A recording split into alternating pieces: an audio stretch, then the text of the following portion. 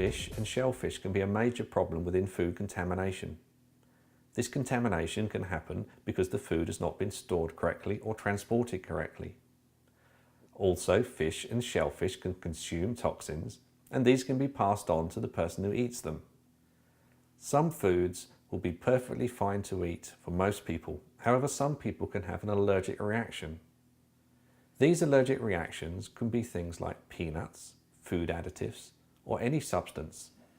If somebody eats a product which they are allergic to, they can have what's called an anaphylactic reaction. Within just a few minutes, they'll find that they have problems with their skin becoming blotchy and their respiratory tract swelling up. This, if severe, can cause respiratory arrest. The person would stop breathing and they could die. Someone who suffers from an allergic reaction would often carry an EpiPen.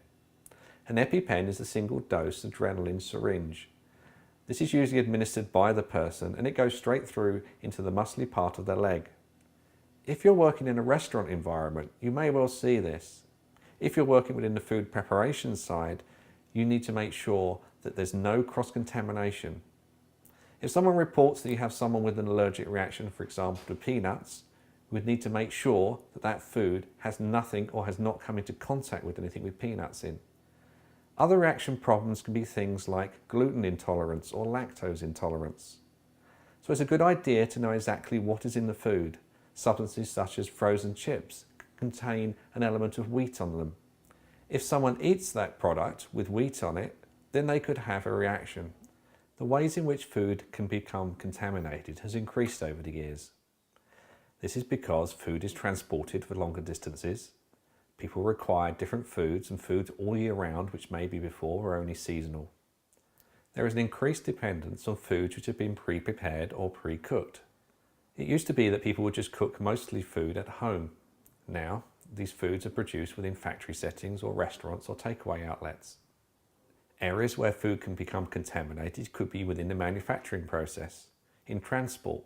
Maybe the lorries that are transporting food have not been maintained at correct temperature or been contaminated by other sources. Maybe the boxes were left outside or may be damaged in some way. These are all areas where infection can enter the food. Refrigeration can be a problem as well. Food needs to be stored at the correct temperature to stop the growth of bacteria. Other areas can be within the kitchen setting where food's prepared. So there's special rules and regulations regarding cutting up food, mixing food and chopping surfaces. People demand a higher quality of food. If the food they're served does not meet these requirements, they're much more willing to complain. This has caused an increased number of complaints made to the authorities. As somebody involved in the preparation of food, you have a legal responsibility to make sure the food that you produce meets all relevant health and safety and hygiene standards.